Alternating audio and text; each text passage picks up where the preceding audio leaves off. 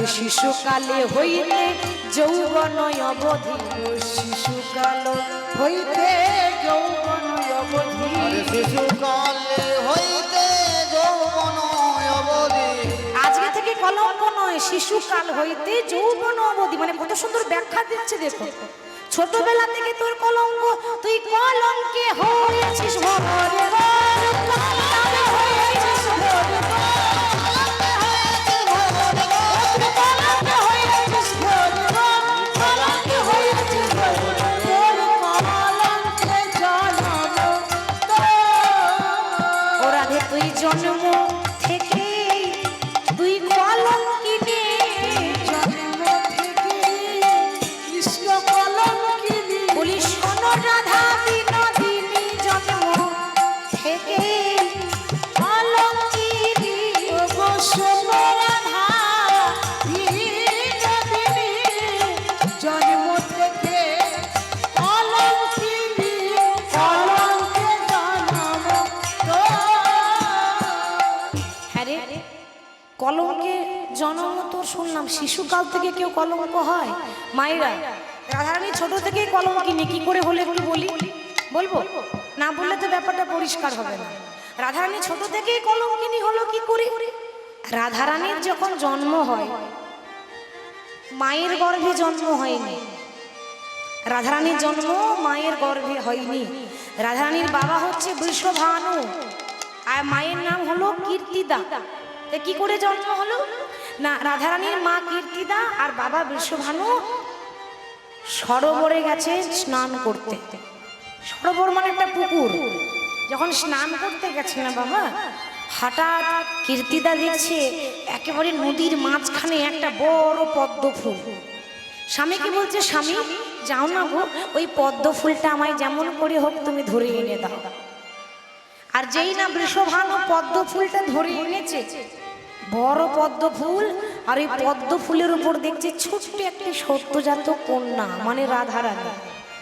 আর রাধারানীকে পদ্ম ফুলের উপর পেয়েছিল বলে রাধারানীর আরেক নাম হলো রাই কমলিনী। কমল মানে পদ্ম, পদ্ম ফুলের উপর পেয়েছে। এবার আনন্দের সীমা নেই, মা তাদের তো কোনো ছেলে মেয়ে ছিল না, তাদের কোনো ছেলে মেয়ে ছিল না, তো ওই মেয়েটাকে পদ্ম ফুলের ওপর পেয়েছে, কোলে করে নিয়ে যখন বাড়ি ফিরে এসেছে সবাইকে বলছে, ওগো ভগবানের কৃপায় আমরা একটা কন্যা রত্ন পেয়েছি। আহারে, এই জন্য একেবারে স্বর্গের লক্ষ্মী, কিন্তু জানে না যে সত্যি সত্যি মা লক্ষ্মী, তাই তো?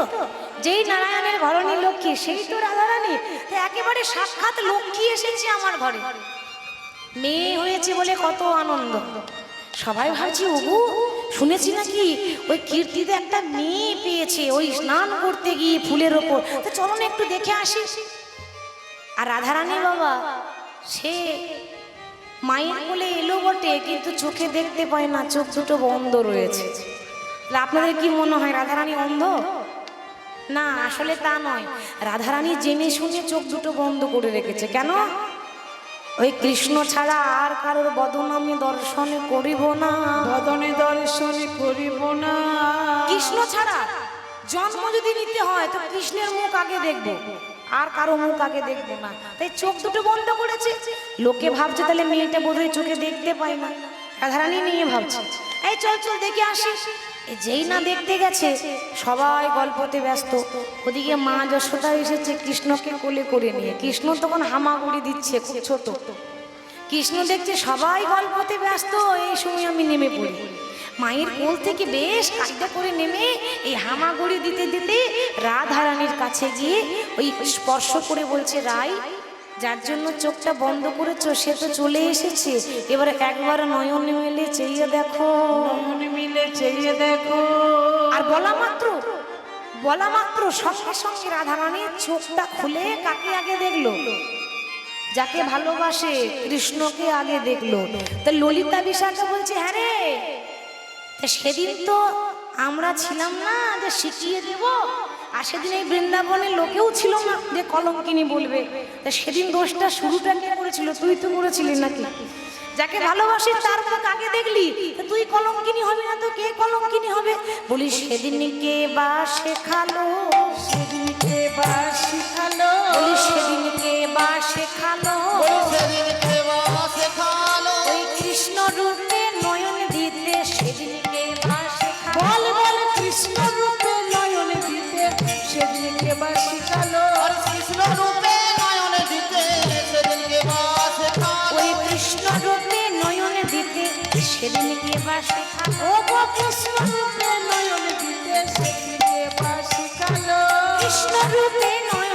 দিতে সেদিনকে বা শেখালো।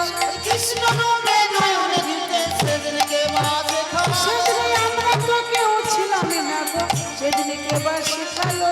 আমরা তো কেউ ছিলাম না গো, সেদিনে কে বা শেখালো। সেদিনে আমরা তো কেউ ছিলাম না গো, সেদিনে কে বা শেখালো। রাধারানী বলছে, জানিস ললিতা, এই কৃষ্ণকে ভালোবেসে আমার যে জীবনের কি দশা হলো। কে বলে প্রীতি ভালো রে, কে বলে প্রীতি ভালো। সখিরে কে বলে প্রীতি ভালো রে, কে বলে প্রীতি ভালো। কত সুন্দর কথা বাবা, পদাবলী ছাড়া তো কীর্তন হয় না, তাই না? কি বলছে, বলছে কে বলে প্রীতি ভালো। প্রীতি মানে মা, প্রীতি মানে ভালোবাসা, প্রেম, তাই না? তা রাধারানী বলছে, কে বলছে ভালোবাসা ভালো? এই তো ভালোবাসা দেখে আমি বুঝে নিলাম ভালোবাসা কত ভালো। কে বলে প্রীতি ভালো রে, কে বলে প্রীতি ভালো। ও গো কে বলে প্রীতি ভালো, সখি কে বলে প্রীতি ভালো। আহা শ্যাম বধূ সনে প্রীতি করিয়া আমার পাঁজর ধসিয়া গেল রে। আমার শ্যাম মধুর সনে প্রীতি করিয়া পাঁজর ধসিয়া গেল রে। তোমার পাঁজর মানে আমাদের শরীরে যে পাঁজর আছে আমরা বলি না, সেটাকে বলছে এই রাধারানী বলছে যে কৃষ্ণের সঙ্গে ভালোবেসে আমার পাঁজর পর্যন্ত ধসে গেল।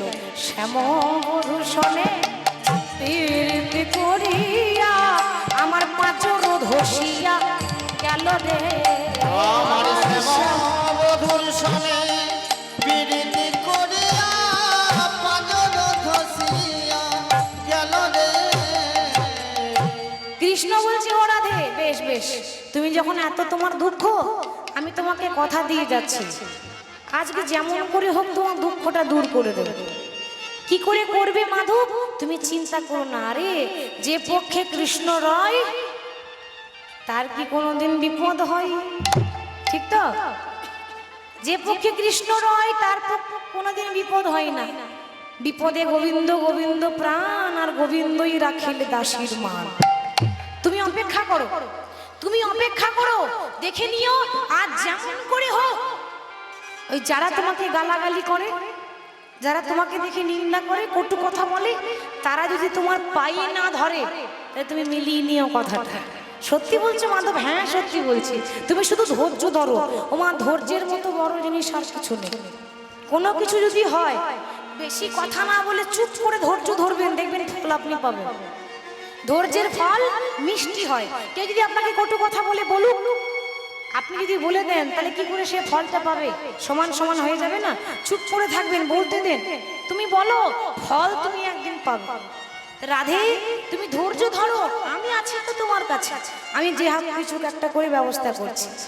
রাধারানীকে সান্ত্বনা দিয়ে চলে যাচ্ছে। রাই প্রবোধিয়া চলিল ধাইয়া, রাই প্রবোধিয়া চলিল ধাইয়া, রাই প্রবোধিয়া চলিল ধাইয়া, রাই প্রবোধিয়া চলিল ধাইয়া, যশোমতীপুরে যাই। রাই প্রবোধিয়া চলিল ধাইয়া, যশোমতীপুরে যায়।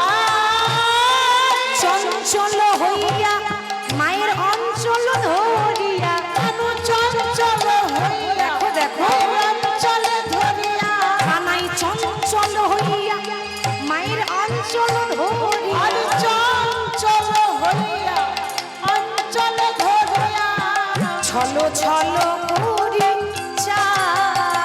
কানাই চঞ্চল হইয়া অঞ্চলে ধরিয়া, ছল ছল করি যায়। ভগবান মায়ের কাছে এসেছে, রাধারানীকে বসিয়ে রেখে, তুমি বসো, আমি ব্যবস্থা করছি। মায়ের কাছে এসে শুরু করলেন দুষ্টুমি। মায়ের আঁচলটা ধরেছে। ও মা, বলি মা গো আমায় কিছু খেতে দাও না। ও মামা গো আমায়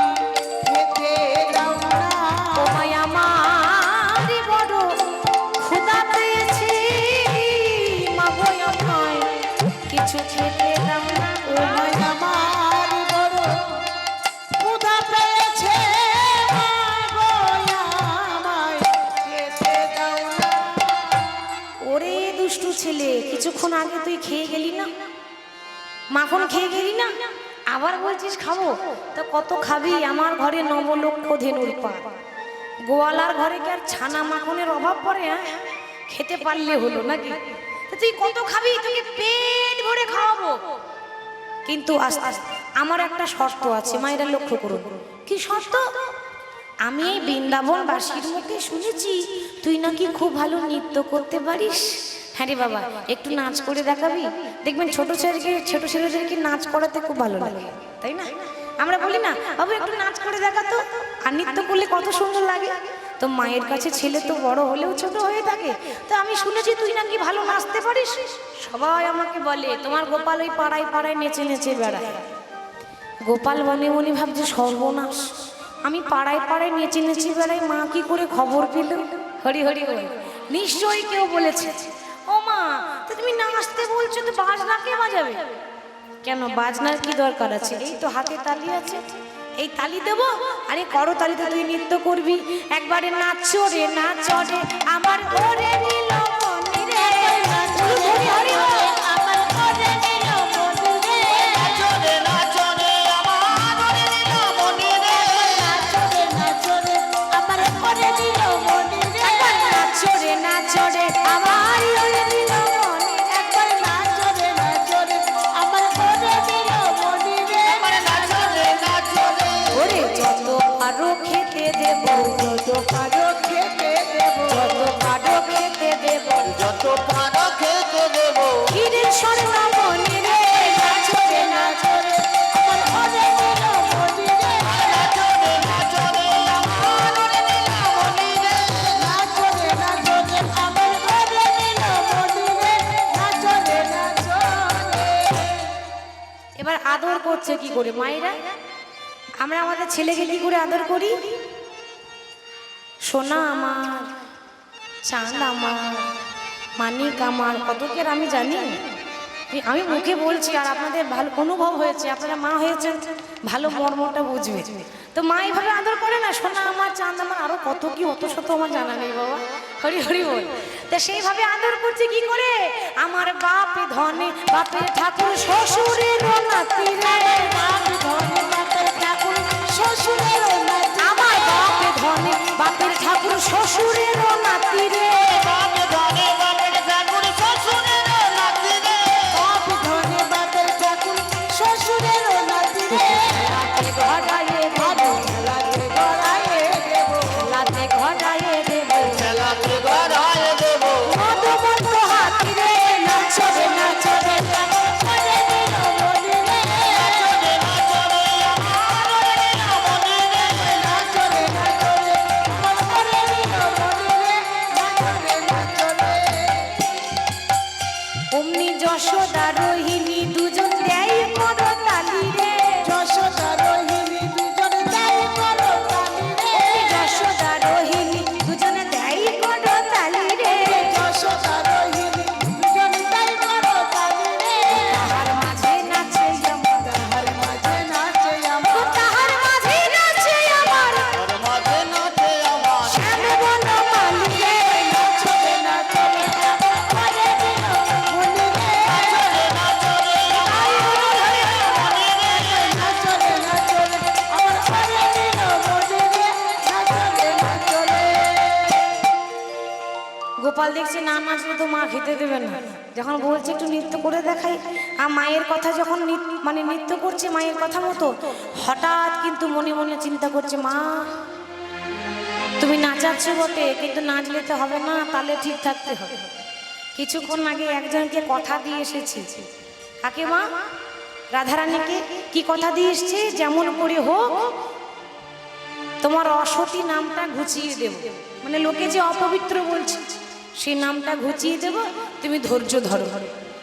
তো সে কথা দিয়েছে না, ওই কথাটা মনে পড়ে গেল নাচতে নাচতে, শ্রীমতীর ভাবে আজ মনেতে পড়িল গো, শ্রীমতীর ভাবে বন্ধুর মনেতে পড়িল গো, শ্রীমতীর ভাবে বধুর মনেতে পড়িল গো, শ্রীমতীর ভাবে মধুর মনেতে পড়িল গো, ধরো গো মাধব বলে, ধরো গো মাধব বলে, ধরো গো মাধব বলে, ধরো ধরো ধরো ভুলাতে পড়িল গো, নাচো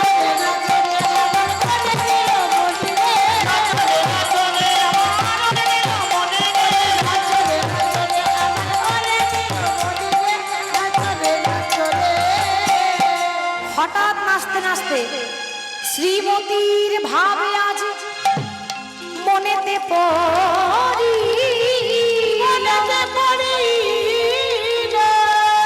ধরো গো মা ধরো বলে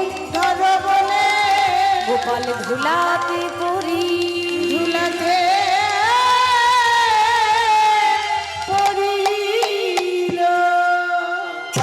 শ্রীমতীর ভাব আজ মনেতে পড়িল ধরো গো মা ধরো বলে ধুলাতে পড়িল। নাচতে নাচতে হঠাৎ ছলনাময় গোবিন্দ, নামটা তো এমনি হয়নি। ছলনাময় মানে ভগবান প্রতি পদে পদে ছলনা করেন, ছলনা মানে অভিনয় করেন। আর নাচতে নাচতে হঠাৎ এমন অভিনয় করলেন, ওই হঠাৎ করে ভগবান একেবারে মাটিতে ধড়াম করে অজ্ঞান হয়ে পড়ে গেলেন। আচ্ছা বলুন তো, যে ভগবান সবাইকে জ্ঞান দেয় সে অজ্ঞান হবে?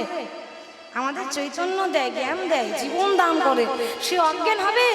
ভগবান অজ্ঞান হয়নি গো, অজ্ঞান হওয়ার নাটক করে পড়ে আছে। দেখি কার কত টান আজকে দেখতে পাবো। আর যখনই অজ্ঞান হয়ে পড়ে গেল, যশোদা চিৎকার করে বলে উঠল, গোপাল গোপাল তুই আগে বললি না কেন? তোর যদি খুব ক্ষুধা পেয়েছিল আমি আগে খাইয়ে দিতাম, পেট ভরে খাওয়াতাম, তারপর বলতাম তুই নৃত্য কর। আগে তো পেট ভরে খাইয়ে দিয়ে তোকে বলতাম নৃত্য কর, কিন্তু তুই খালি পেটে নৃত্য করছিস, ওই জন্য কি তুই অজ্ঞান হয়ে পড়ে গেলি? আর বলরামের মা রোহিণী বলছি, ওরে ও যশোদী, আসলে তা নয় রে, আমার কি মনে হয় জানিস, ওই তোর গোপাল বনে বনে ঘুরে বেড়ায় তো, মনে হয় কোনো উপদেবতায় ভর করেছে। উপদেবতা মানে কি গো মা? ভূত, বা ভূতে পাওয়া। আমরা বলি না ওরে ওকে ভূতে ধরেছে, ওই ভূতে পাওয়াকে আরেক ভাষায় বলে উপদেবতা। মানে দেবতা মানে তো 33 কোটি দেবতার মধ্যে একজন পড়ছে মানে ভালো, উপদেবতা মানে খারাপ। তাহলে বনে বনে ঘুরে বেড়ায় তো মনে হয় কোনো উপদেবতায় ভর করেছে। কেউ বলছে শরীর খারাপ, কেউ বলছে শরীর দুর্বল ওই জন্য অজ্ঞান হয়েছে, কেউ বলছে ভূতে পেয়েছে, আর কেউ কেউ বলছে না আমাদের মনে হয় গোপালের কোনো রোগ হয়েছে।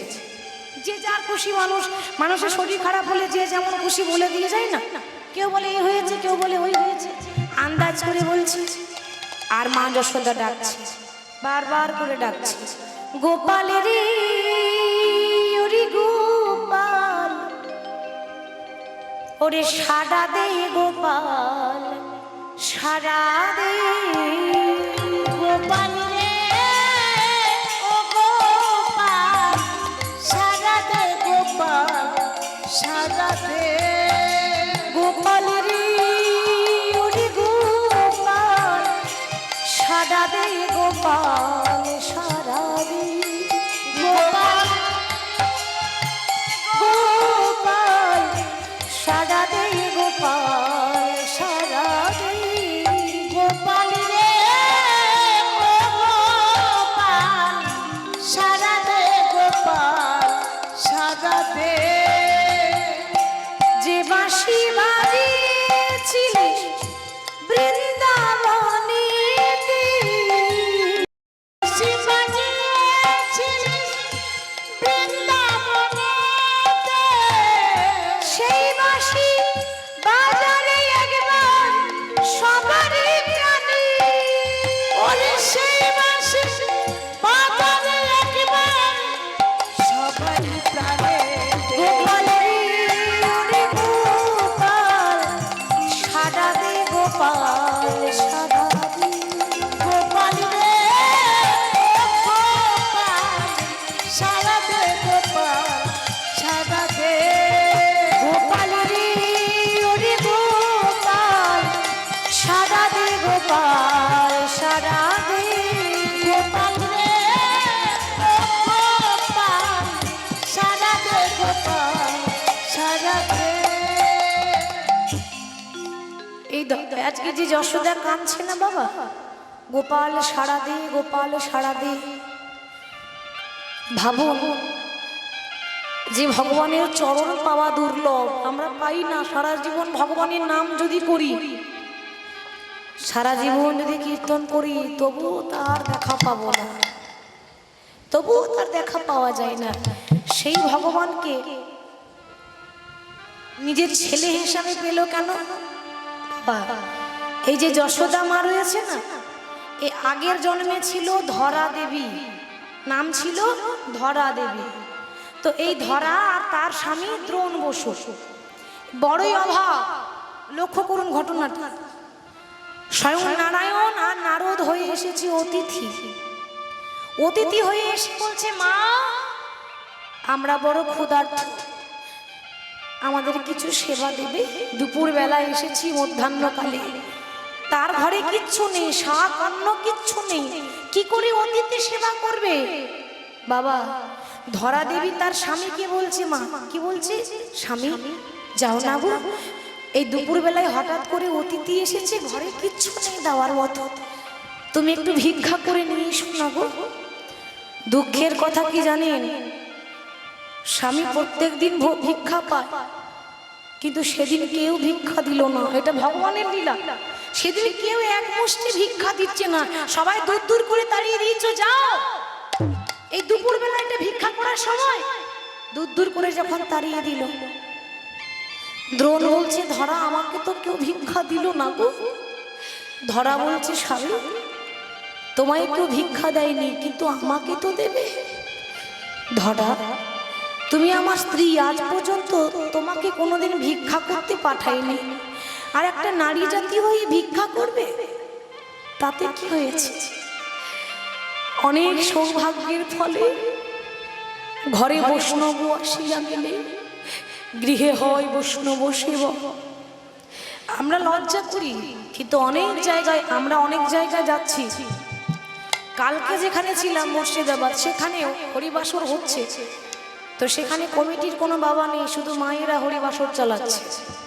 মায়েরা, মহিলারা দরজায় দরজায় গিয়ে ভিক্ষা করছে, ওগো আমরা একটু হরিনাম করবো, একটু কেউ ভিক্ষা দাও। অনেকেই আমাকেই বলছিল, কেঁদে কেঁদে বলছে, মা আমরা যখন দরজায় দরজায় ঘুরি, অনেকে ঠাট্টা করে, অনেকেই ব্যঙ্গ করে, এরা আবার হরিনাম করাবে, কত কি বলে। বহু কষ্ট করে হরিবাসরকে চালাচ্ছি। এমন অনেক জায়গা আছে যে ভিক্ষা করে, মেয়েরা হরিবাসর করছে, মহিলারা হরিবাসর করছে। তাহলে বাবা, ধরা দেবী বলছে, আমি যাব ভিক্ষা করতে, অতিথি সেবা করার জন্য। ভিক্ষা একবার নয় 100 বার করব। ভিক্ষা করতে গেল, কেউ ভিক্ষা দিল না।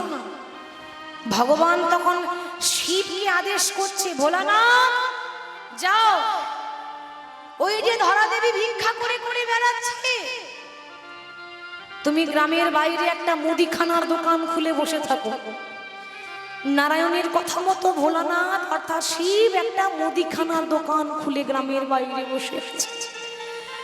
ধরা দেবী ওই মুদিখানার দোকানের কাছে গিয়ে বলছে, দোকানে আমায় কিছু তন্ডুল দাও না গো। তন্ডুল মানে চাল ডাল যেসব লাগে, আমি পরে তোমাকে করিয়ে দিয়ে যাব, আমার কাছে এখন একটা টাকাও নেই, আমায় কিছু দাও, আমার বাড়িতে অতিথি সেবা দিতে চাই, অতিথি এসেছে। দোকানি বলছে, দেখো দোকানি তো নয়, স্বয়ং শিব পরীক্ষা করছে। দেখো মা, আমি দোকান খুলেছি, ফ্রিতে কাউকে দিই না, এখানে জিনিস নিতে গেলে কিছু দিয়ে যেতে হবে, কিন্তু আমার কাছে তো কিচ্ছু নেই, কড়ি টাকা পয়সা গয়নাগাটিও নেই যে খুলে তোমার কাছে বন্ধক রেখে যাব। মা, তোমার কাছে গহনা নেই তো কি হয়েছে, ভগবান তো অনেক কিছুই তোমাকে দিয়েছে, তার মধ্যে কিছু একটা বন্ধক দিয়ে এখানে দান করে দাও, আর তার পরিবর্তে কিছু নিয়ে যাও। ধরা দেবী কি করলেন, মনে মনে চিন্তা করছে কি দেব। হঠাৎ কি করেছে জানেন, ওই দোকানদারের কাছে একটা ছুরি ছিল, ছুরি চাকু যেটা বলি, ওই ছুরিটা নিয়ে নিজের একটা স্তন কেটে দোকানে বন্ধক দিয়ে সেবার জন্য তন্ডুল নিয়ে গেছে। একটা স্তনদুগ্ধ বাবা, স্তন কেটে বন্ধক রেখে যখন বুকে একটা কাপড় জড়িয়েছে, রক্ত পড়ছে তো ঝরঝর করে, একটা মোটা কাপড় বুকে জড়িয়ে নিয়ে এক হাতে ধরেছে, আর এক হাতে যখন সেবা দিচ্ছে, যেই না অন্ন দিতে যাবে নারায়ণকে, অতিথি সেবা দিতে যাবে, অমনি ওই এক ফোঁটা রক্ত রুধির ধারা ওই অন্নের উপর টপ করে পড়ে গেল। মা, তুমি অসুচি অবস্থায় আমাকে সেবা দিচ্ছ, ভগবান কি জানে না? সব জানে, কিন্তু তার কাছে শুনতে যায় না। চাইছে যে আসল সত্যটা কি, মা তুমি অপবিত্র, তুমি এই সময় আমাকে সেবা দিচ্ছ। বাবা, ওরে তোরা আমার ছেলের মতোই, আমি অসুচি, অপবিত্র নই, আমি এই মুহূর্তে অপবিত্র নই, আমি শুদ্ধ আছি। তাহলে শুদ্ধ আছো, তাহলে রুধির ধরা রক্তটা কোথা থেকে আসছে? বাবা, যেই না ভগবান দেখতে পেলেন তার একটা স্তন নেই, কেটে দোকানে দিয়ে এসেছে। মা, তুমি অতিথি সেবা করার জন্য নিজের স্তনকে কেটে দোকানে বন্ধক রেখে দিয়েলে, আমায় তোরা ক্ষমা করিস। তোদেরকে সেবা করার মতো আমার কাছে তন্ডুল ছিল না, কি করব, আমার কাছে পয়সা নেই, তাই দোকানে বন্ধক রেখে দিয়ে এলাম। মা, তুমি যে স্তনটা কেটে দোকানে বন্ধক দিয়ে অতিথি সেবা করিয়েছো, আমি তোমায় আশীর্বাদ করলাম, এর পরজন্মে বৃন্দাবনে তুমি হবে মা যশোদা, আর আমি সেই ব্রজের বাঁকা শ্রীকৃষ্ণ হব। আর যে স্তনটা কেটে বন্ধক দিয়েছিলে, সেই যুগে আমি ওই কাটা স্তন মা আমি পান করিব। ওই কাটা স্তন মা পান করিব, ওগো কাটা স্তন গো পান করিব, কাটা স্তন মা পান করিব, এর পরজন্মে আমি মা বলিব, কাটা স্তন মা পান করিব। ওগো পরজন্মে আমি মা বলিব, কাটা স্তন মা পান করিব। সেই ধরা হয়েছে মা যশোদা। তাহলে এমনি এমনি ভগবান পাওয়া যায় না, কর্মটা ভালো করতে হয়। জীবনে কত ত্যাগ করেছে মা, এমনি এমনি পেয়েছে? তাহলে সারা জীবন যে কাঁদতে পারবে, পরীক্ষা দিতে পারবে, সেই শেষের বেলায় ভগবানের প্রিয় ভক্ত হয়, সেবায় লাগে। তাহলে সেই মা কাঁদছে, গোপাল সারা দে, 7 নাই 5 নাই, আমার একটা আদরের ধন, ওরে আমার মানিক একবার আমায় সারা দে। ভগবান দেখছে না, মা তো অনেকক্ষণ ধরে কাঁদছে, তাহলে কি করা যায়? পিতা নন্দ মহারাজ বলছে, ওরে তোরা কি কোথায় আছিস, যা কবিরাজ ডেকে নিয়ে আয়। কবিরাজ মানে বৈদ্যরাজ, এখনকার দিনে যাকে আমরা ডাক্তার বলি। মা, যা কবিরাজ ডেকে নিয়ে আয়, আমার গোপাল যে বড় অসুস্থ। ভগবান মনে মনে চিন্তা করছে, হাই রে, এই ডাক্তার যদি আসে তো রোগ ধরতেই তো পারবে না। হ্যাঁ গো, রোগ ধরতে পারবে? রোগ হবে তবে তো রোগ ধরবে, রোগই তো হয়নি বাবা, এ তো অভিনয় করে পড়ে আছে মাটিতে, তো ডাক্তার এলে ধরা পড়ে যাব না। এক কাজ করি, রোগীটা আমি হয়েছি আর ডাক্তারটাও আমি হব। এবারে কৃষ্ণ অজ্ঞান হয়ে পড়ে আছে, আর তার দেহ থেকে আরেকটা রূপ বেরিয়ে এসে সেজেছে বৃন্দাবনে কবিরাজ, মানে ডাক্তার যাকে বলি আমরা, চিকিৎসক। সেই কবিরাজ সেজে বৃন্দাবনে ঢুকেছে। এবার সবাই যদি চিনে ফেলে, ওই জন্য গোটা গায়ে ছাইটাই মেখে এসেছে, তাহলে চিনতে পারবে না। কৃষ্ণ তো দেখতে কালো, কৃষ্ণ ফর্সা নয়, কৃষ্ণ ছিল কালো।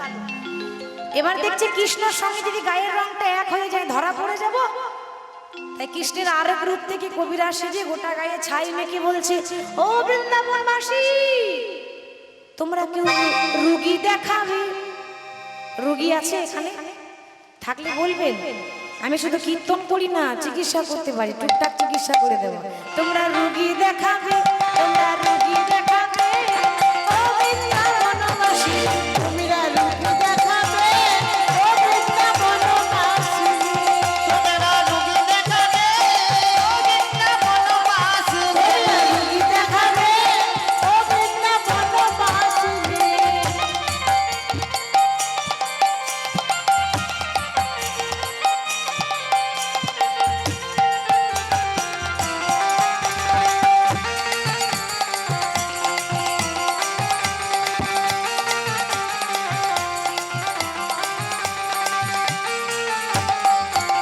ওগো আমি দেশে বিদেশে ঘুরি, ওগো আমি দেশে বিদেশে ঘুরি, ও ভাই আমি দেশে বিদেশে ঘুরি, আমি দেশে বিদেশে ঘুরি, আমি নালই করি, তোমরা রুগী দেখাবে, ও বৃন্দাবনবাসী, তোমরা রোগী দেখাবে, ও বৃন্দাবনবাসী, তোমরা রোগী দেখাবে, ও বৃন্দাবনবাসী।